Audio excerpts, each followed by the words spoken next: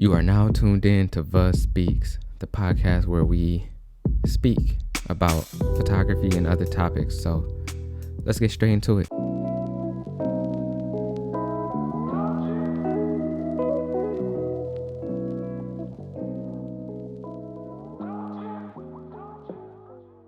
Okay. So what is going on, everybody? On Spotify, Apple Podcasts, Anchor, all that. Whatever you're listening to this on, hello, how are you doing? Welcome back to the podcast. Every single time we start a new podcast, I always just want to thank every single person for the last podcast. I don't want to sound full of myself ever in life. Never want to sound full of myself or like I'm this great person or like I'm the best at what I do or anything like that. But every single time I come on these podcasts for the next podcast, I'm always just very grateful and appreciative of everybody who tunes in and tells me I'm doing a great job and that they like the podcast and I'm speaking facts, you know what I'm saying, and shit like that. And because to be honest, bro, I just talk. I'm 26 years old and I've been through quite a bit creatively and just in life to just speak on life experiences and just creative experiences, and I just keep it real to myself. Like I don't necessarily say what people want me to say or do what people want me to do. I'm just true to myself, because like what kind of life can we live if we're not true to who we are genuinely? Because you got to be true to yourself first before you can be true to anybody else or speak for anybody else or do anything for anybody else. You just yourself. You got to be there with yourself first. And yeah, man, I've always, if nothing else in life, just wanted to be real with myself. And if that's all that I can do, that's all that I can do. And I'm proud of that and I'm happy for that. So thank you to everybody who, appreciates the things that I say and my viewpoints on a lot of things, because at the end of the day, nobody asks for it and nobody, you know what I'm saying? Everybody, I feel like the main reason I never really wanted to start a podcast, and the reason I never really listened to podcasts, like I listened to this one podcast, I think it's called True Crime or something like that. But anyway, if you listen to podcasts, you probably gonna know what I'm talking about. It's these two women who speak.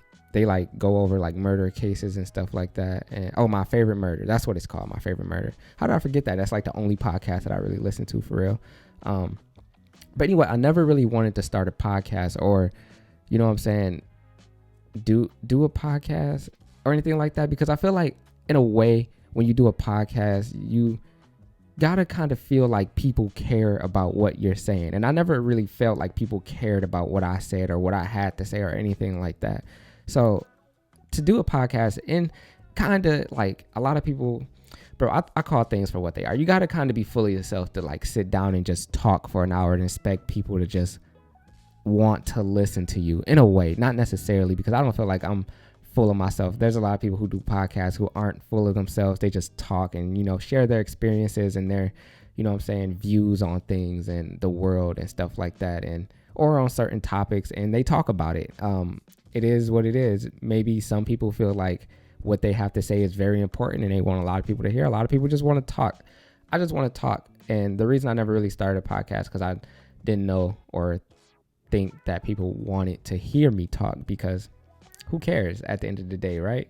But like I said, I'm always grateful and appreciative of everything and everyone. So thank you once again to everybody who listened to the last podcast and listen to me, ramble and talk and spit facts for, quite a bit of time.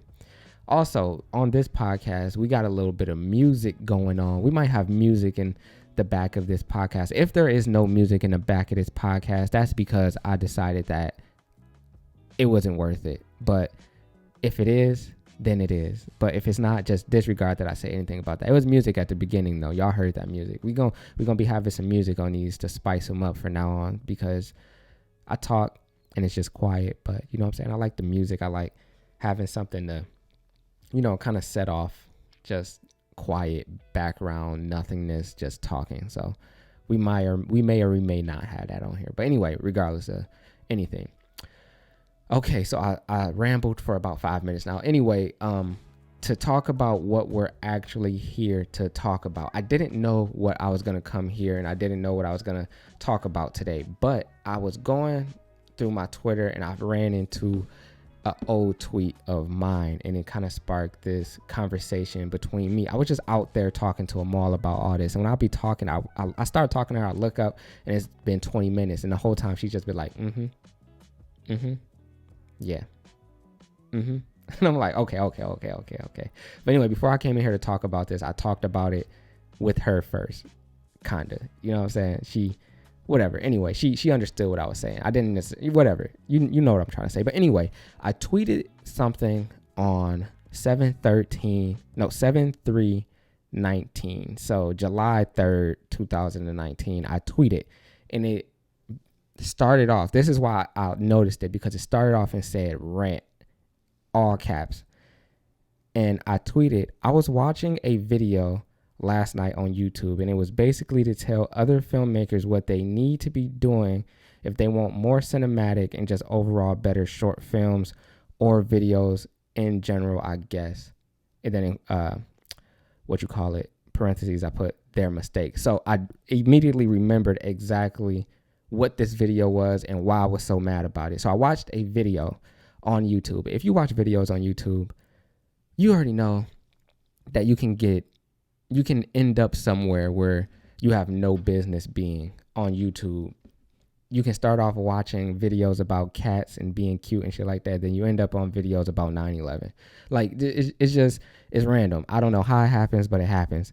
And you look up, it's 2 a.m.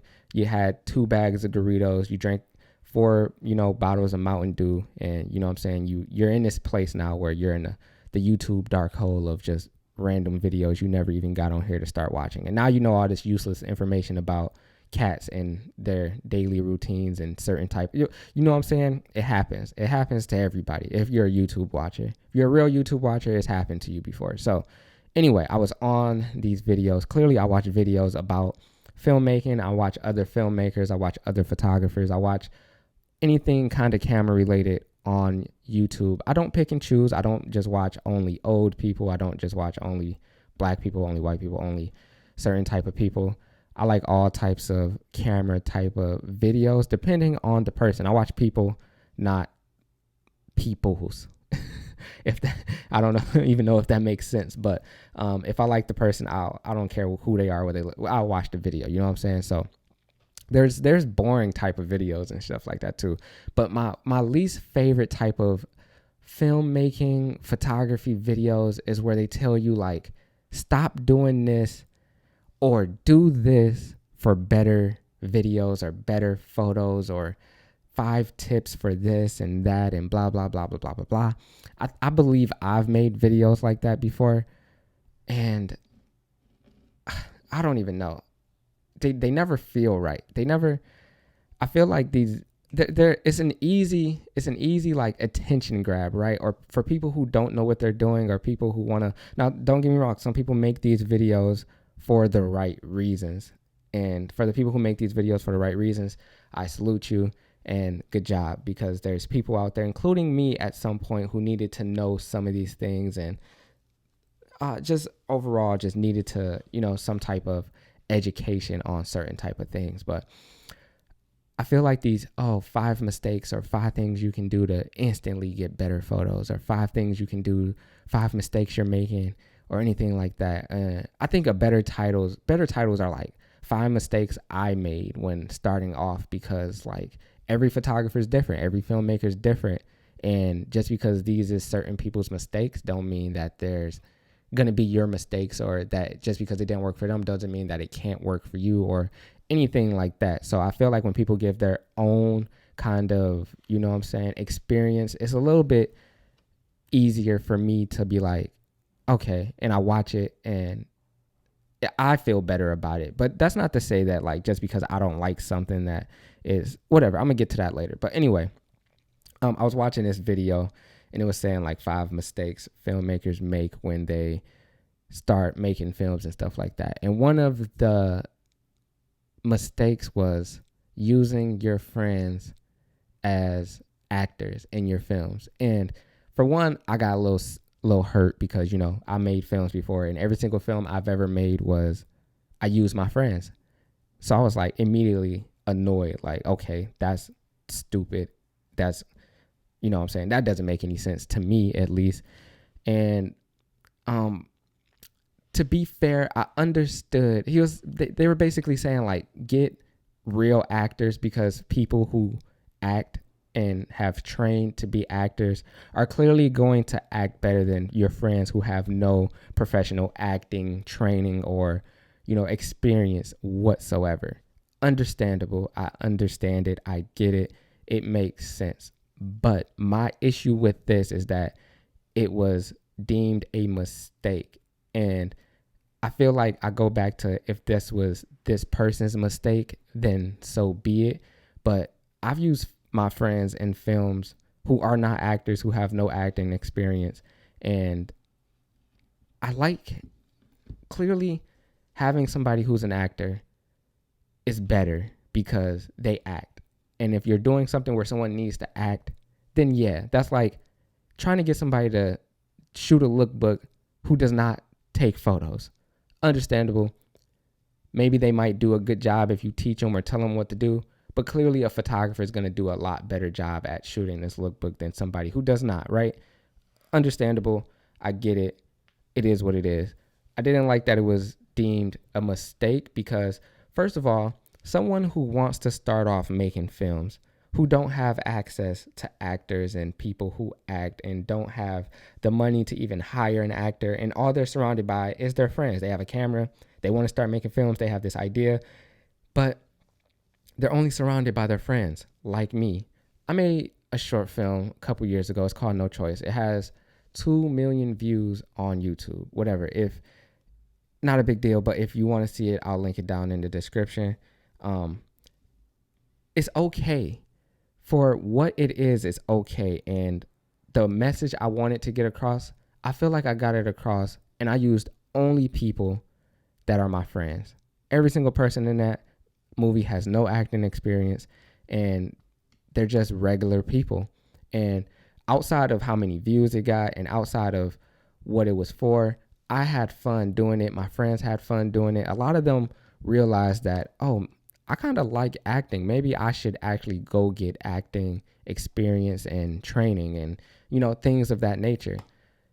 And for me, I just feel like it kind of takes the fun out of stuff when you're like, you need to be doing this, or your film isn't going to be good, or this isn't going to be good because of these reasons. And it's just like, that's not a mistake. That's just, it kind of, I guess, like, makes people who don't have access to those things not want to do it. If somebody with 4 million subscribers on YouTube is telling you don't use your friends as actors because that's not what you're supposed to do, and your film will never be as good as someone who uses real actors because, you know, they get paid to act, and this is why they, you know what I'm saying? It just discourages people from actually wanting to do that, because I was starting out and I seen somebody say that. I was like, they're right. So now I'm sitting here and I'm not going to put out nothing. I'm not going to do nothing. I'm not going to act on anything because I don't have access to real actors or anything this person was telling me that I need to have for my film to be valid and deemed appropriate in the filmmaking world. So that kind of bothered me, and I kind of went on this rant like, you don't need that, blah, blah, blah, blah, blah, blah, blah, all that other stuff. And you basically know what I said. Basically from this little conversation right now, you know that, like, I wasn't for it at all, and I just didn't agree with it at all. So anyway, that kind of got me looking at that tweet, kind of made me, I guess, not realize, but remember how much I used to preach about photography being like having no rules to photography, right? And I used to always, and still to this day, tell people how photography has no rules. Back when I first started photography, not first started, but like I was kind of developing my own style. Now, some people go to school for photography, and this is why, like in my other podcast, I was saying, like, if you needed to go to school for photography. And another reason why I don't necessarily recommend going to school for photography, because they teach you a lot of rules. Like, and again, for people who are, listening, putting rules in quotations, because to me, there are no rules in photography. There are certain things you need to know. Yes, sure. Like, I guess anybody who does video, the shutter speed rule. If you're shooting at 24 frames per second, then your shutter speed needs to be double that. So you shoot at 150th, 160th, whatever, 150th, whatever. Because of certain like motion blur, you know what I'm saying? Certain things that's like, sure, you need to know this, or you need to know about aperture. You need to know how certain things affect other things within your camera. And yeah, I guess like those are rules or whatever. But when it comes down to shooting and actually, producing work, none of that actually matters. It shouldn't matter more than what you're actually doing, what you're actually taking pictures of. I feel like if people worry less about these external things and things that, doesn't necessarily help your image, you would take better photos. And if you definitely stopped caring about other people and what they do with their own photography or videos, then you can focus more on what you do. And a lot of people have this, ego, and they learn things the right way, I guess you can say. And when people aren't doing things the right way, they, have this urge to tell people like, that's not how you do it. So, stop doing it like that or anything. Anyway, when I used to take photos and I used to overexpose my photos a lot of people didn't like that, because in photography, it's looked down upon to have, blown out highlights, no information whatsoever in your highlights, just white highlights. And some people might not like that, because that's not the way that they were taught how to do photography. That's not the way they were taught to look at photography. Things need to be in focus. Things need to be perfectly exposed, or it's not a good image at all. But a lot of people don't know that I was overexposing my photos on purpose. I was shooting with a DSLR back then, and a lot of the people that I shoot are dark skinned, and I would shoot mostly in shadows.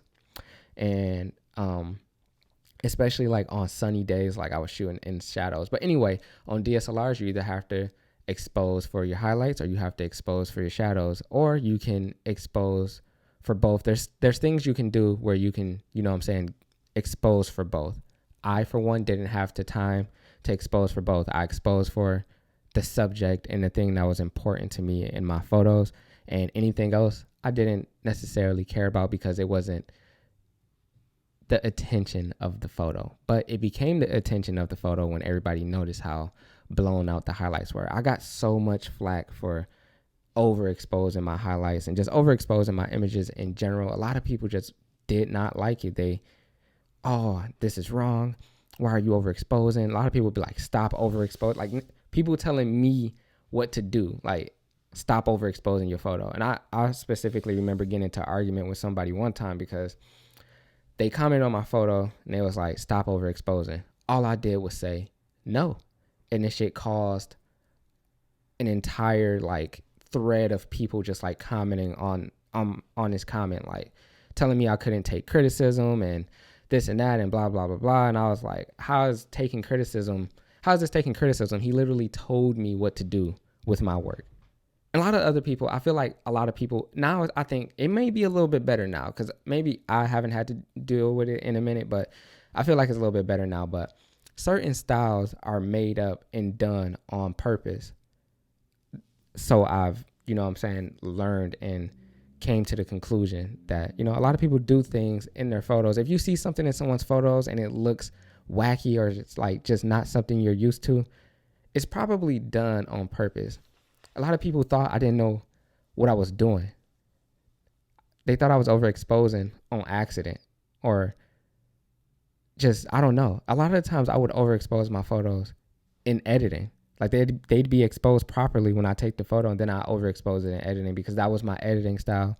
And that's the way I liked my photos to look. And that's the way I wanted them. That's the feel I wanted them to have. That's the style I created. That's what I wanted to do with my work. And the backlash it got from people who weren't used to that is beyond crazy to me, because I never felt like there was actually rules you had to follow in photography. And to me, I just don't think photography needs to be based around technicalities and things that go into using your camera.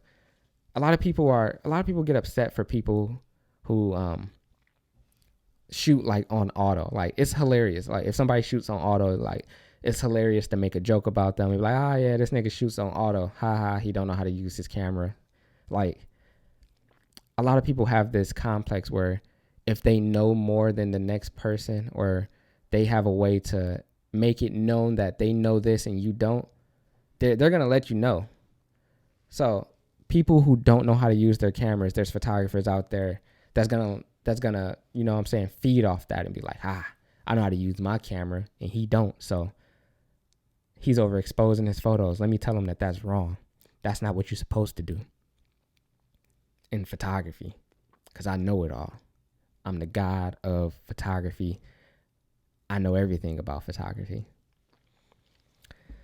But to me, I was to a point where I just didn't care. And I never thought that, you know, me overexposing my photos was that big of a deal that like it would make people mad, and it would cause even a conversation about if people are supposed to overexpose or underexpose their photos. Like, I just was doing what I wanted to do and how I edited my photos how I wanted them to be edited, because they were my photos, nobody else's. I went out and I took them. I went in and I edited them. They were mine. I did what I wanted. And I just can't believe that there's even a conversation around rules being implemented in photography, because anybody who's actually an artist, anybody who's actually a creative, they don't follow the damn rules. Clearly there's rules in photography. Clearly you're not supposed to overexpose. Clearly you're not supposed to underexpose. I mean, supposed to is in quotations, because you can do whatever the hell you want. But the rules that were set out for photography from the beginning stages of photography, you know, a lot of people, I don't know if they were wearing suits or whatever, they came together and they were like, this is how photography is supposed to be. And this is it, is written right here, is set in stone. This is photography. This is how photography is supposed to go. And this is how photography is supposed to look. As time goes on, people are like, fuck that. I don't want to do that. Rules are always broken. Always. You're not supposed to, you know, this is an extreme example, but you're not supposed to, you know, I'm not even going to say it. You're not supposed to steal. There's people out there stealing. You're not supposed to cheat. There's people out there cheating. Those are very extreme examples, which I don't condone and not saying people should do at all. But rules in photography, like, you should shoot people straight. You should have your subject centered in the frame. You should expose properly. You should shoot at f11 if you're shooting certain things. I don't know what the rules are, because I don't care about the rules. I don't care, because none of that actually helps me with my photography. Yeah, it's cool to know. Yeah, it's cool to, I guess, you know what I'm saying, understand why things work the way they work. But at the end of the day, it's up to you, especially if you're creative. No creative actually follows the rules. Any creative who actually, it's easier to follow the rules, right? This is why we don't steal. This is why we don't cheat. This is why we don't kill people. This is why we don't do things, because there's repercussions to breaking the rules. If you kill somebody, you're going to jail for the rest of your life. Depending on what state you're in, you might be killed too. So we're not going to kill people. If you steal, something's going to, like, you know, things happen when you break the rules. People don't like when people break the rules, nah. If there's rules in photography, there's going to be people out there who's the rule police and the photography police, and they're going to be like, not supposed to be doing that. I don't know why your subject is on, you know what I'm saying, the bottom third of your photo when they should be placed perfectly in the middle.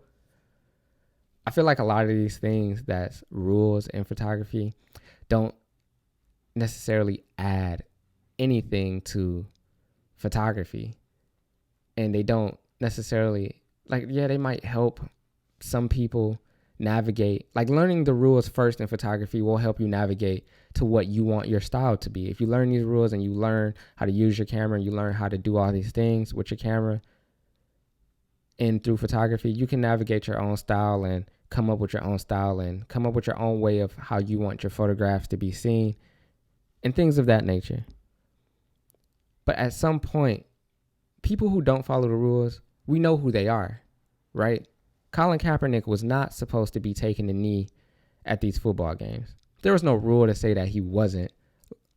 Like how there's no actual how there's no actual rules to say that you're not supposed to overexpose. But you knew that nigga probably shouldn't have been taking a knee in, certain people's eyes. I don't care if you took a knee. Take a knee all you want. But not to get political. That's not even political. But anyway, he wasn't supposed to be taking a knee in some people's eyes. Did it anyway. We're going to know who he is for the rest of his life. All the people who were standing up, unless they were already known, we don't know them any more than we knew them then. People who break rules in photography, people who develop their own styles, say, fuck these rules, I'm going to do what I want to do, and I'm going to, shoot the things I want to shoot. We tend to know them and just kind of, their work is more interesting to look at because it's like, why? Why are they doing this? How do they make this look good if it's not supposed to be done? How do they, not to say that like when I was overexposing, I was making overexposing look good, but some people, they underexpose their photos. Shit looks amazing. Some people, they do crazy shit with their photos. There's a debate in photography on if adding shit to your photos, like say somebody took a picture of like some mountains and they photoshopped the Milky Way into the background. Like some people debate on if that's real photography or not, or if like that's actual photography, or like people, and it's cheating or whatever they call it. But who cares for real? You know what I'm saying? Like that's what that person likes to do. And this is how they saw that photo. So who cares for real? I just think we're to the point where we need to stop worrying about what other people do with their photography if we don't like it. It doesn't make any sense to really get upset about that or to care that much about that. Especially if I found that actual artists, people who actually care and have a passion for their art and what they do and actually understand that art is subjective, do not care what other people produce or the art that other people put out. I mean, they care, but like if somebody does something differently from them, they don't care. There's a lot of people who shoot things that I don't shoot. There's a lot of people who shoot in certain ways that I would never shoot and do things that I would never do in photography.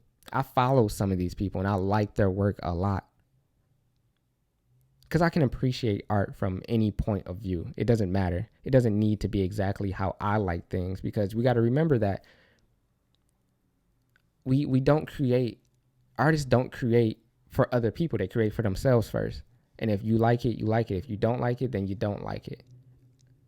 That tweet just it just reminded me of all these times that I've had these conversations with people and had to make rants on Twitter and on Instagram and just YouTube and all these other things. Like, bro, like art actually is subjective and photography doesn't actually have rules. I don't care that you went to, the best art college in the world and your professor who did all these things told you that you need to be doing this, because that's him and that's them and that's how they got to where they are, and that's the things that they like. You can never put things that you like on other people ever, no matter what the situation might be. Just because you like something doesn't mean everybody else in the world should like it. Just because you do something a certain way doesn't mean that everybody else in the world should do things this way. When I used to work at this store called Ollie's, Ollie's is it's like a discount, it's a discount store that sells everything. Like they sell food, magazines, books, rugs, clothes, housewares, auto. Like it's a discount convenience store kind of, but like more convenient, has everything there. There is this like system in which like we had to, when we got things off the truck, because I guess I don't know what they did. I guess they bought like things that like companies would have thrown away, I guess, because it had like defects or anything like that. And they buy it and they mark it down for a cheaper price. But when it comes in, you have to actually print out. It comes with a packet of stickers, and these stickers have the price of the things that's in the box or whatever. So say you got a box that was a box. Say you got a box of cheeses, not one box of cheeses, but there's a big box that had multiple boxes of cheeses in it. Inside this box would be a packet of stickers for like $1, and you would have to ticket these cheeses for $1 now. And I don't know how much cheeses cost at, Walmart or wherever the cheeses are, but this is a lower price than that. So there is this way of ticketing that they had at the store, and that shit would take all day. And to be honest, I feel like they did it this way because they knew it would take all day, because by the time you're done ticketing, it's time to go home. But I just, for one, never liked doing shit all day, like the same thing every day, all day. So anyway, and it wasn't every day, but it was only the days that the truck came in. But anyway, whatever. I was like, y'all don't think this is kind of slow? Like, we can do it this way and it'd be a lot faster. And the manager told me like, well, this is the way we've always done it, and this is how we do it. This is how we teach people. And this is the rule of ticketing, I guess. And I was just like, how are you going to set a rule for this? This is the dumbest shit to ever set a rule for. Like, you got to be doing it like this. And if you're not doing it like this, then you're doing it wrong. Like, this is dumb. That's the dumbest shit that's the dumbest shit I feel like they could have ever set rules on. I'm not very big into following rules. I follow the big rules, the rules that can like put you in jail and shit like that. Try to follow those rules as best as I can. You know what I'm saying? I've been very good at following those rules for quite some time now, 26 years of my life. So anyway, rules like this though, where like they just don't make any sense to me. I'm just like, this don't make sense. I can literally do it faster this way and be done with it. But you rather have me in here all day doing it like this because that's the rules? That's dumb.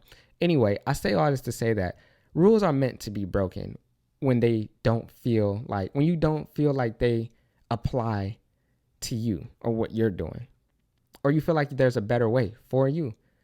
We got to remember that everybody's an individual and everybody has their own way of thinking. Even if we've learned certain things, even if we've learned how to do certain things a certain way, we got to remember that everybody is an individual and everybody has their own way of thinking. Everybody has their own way of feeling. Everybody has their own way of doing literally everything. I was taught how to clean dishes by my mom when I was a kid. And if I teach my kids how to do it that way and they figure out a different way, am I going to be mad and be like, no, nigga, this is how we always wash dishes in this house. So you're going to wash dishes like this. Like, it's still getting done. You know what I'm saying? Like, who cares how it gets done as long as it gets done? And that's how I feel about anything creative. When you watch these videos on YouTube and they're like, it's just someone explaining to you the things you need to be doing to like, what was I doing? I was watching another YouTube video. I was watching a YouTube video about someone and they were talking about, what were they talking about?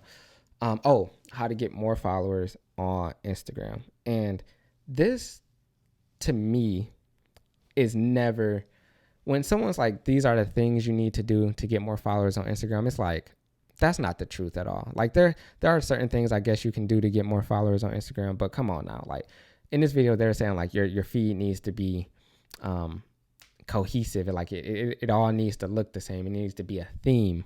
So when people come to it, they know that there's a theme here, and they, it's aesthetically pleasing to look at, and everybody's like, yeah, like that looks good. I'm gonna follow this person. All of their photos are brown or all of their photos are green. So this is dope to me. I'm gonna follow this person. And some people might follow somebody because they like the aesthetic of their page, but that's not gonna get you followers on Instagram. There's a lot of people with aesthetically pleasing pages who have no followers. There's a lot of people with pages that's all over the place and they hella followers. I literally post whatever I want. The only thing I would ever say you need to do to get followers or have people follow you or whatever it is you may want or, chase after on social media is be a genuine person.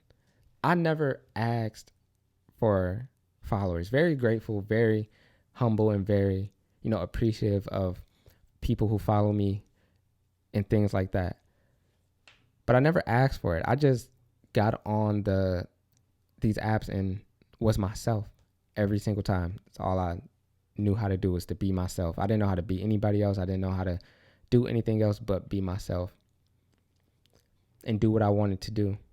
You'd be very surprised how much people like people for just being themselves. Posting the things that they like, talking about the things that they like, doing the things that they like. A lot of people are going to respect that. A lot of people are going to come across shit like that and respect it. I don't know what it is that you're passionate about or what you do, but being a genuine person outside of that is always good for everybody else. A lot of people do not like me because I speak my mind and say what I want to. What they got going on out there, bro? Come on. I'm trying to do a podcast, man. Come on. Nigga selfish. And it made me forget what I was talking about. God damn it. But anyway, I say all of this stuff just to say that it's never important to worry about what other people are doing as far as the rules go. You may see everybody follow a certain type of trend. You might see everybody follow these certain type of rules and do certain things, and everybody looks like they're all, like they all are in the same headspace as far as following the rules go. But if you do not want to follow these rules that everybody is telling you to follow, especially these people with these big followings on YouTube and big followings on Instagram, they get on here. A lot of these people, they get these followers and then they feel like they're the voice of the people, and like they, know what they're talking about. That's the hard thing. How do you try to tell people how you think without sounding like an arrogant or, full of yourself asshole? You know what I'm saying? I never want to sound like that, because to me, I'm just me. I don't think of myself no higher than anybody else ever on this planet, on this nowhere. I don't care who you are. I'm not better than you for nothing. Nothing in my life that I have accomplished is better than anything you've accomplished in your life. I'm not better than anybody. I never want to seem or make it out like I am better than anybody ever in my life. To tell people that they're not doing something based on a rule that was just said or written down or whatever it is, makes it seem like, oh, I do this right, so I'm better than you. Which is just not, it's just not it. It's not it. Especially for something like photography, where it's super subjective and has no rules. The only eye that matters in your photography is yours. And that's the only one that ever will matter.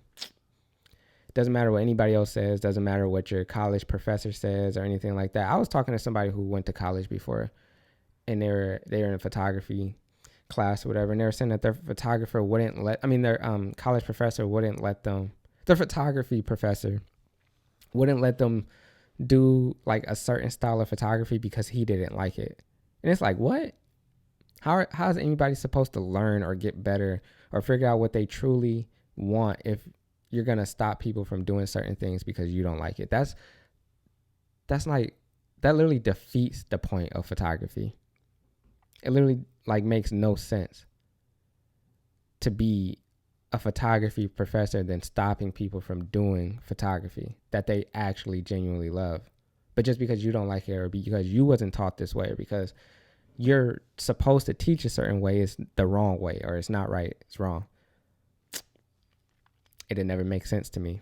But hey, it is what it is. But anyway, bro, I never, like I said, just try to keep your ego in check when, you know what I'm saying, seeing new things and learning new things. And just remember, photography actually has not a singular rule. Maybe a lot of people could argue that videography has more rules than photography, but in my opinion, bro, I don't care what it may be. I don't care what the rules say for anything creative. If somebody decides not to do that, that's on them, and who the fuck cares?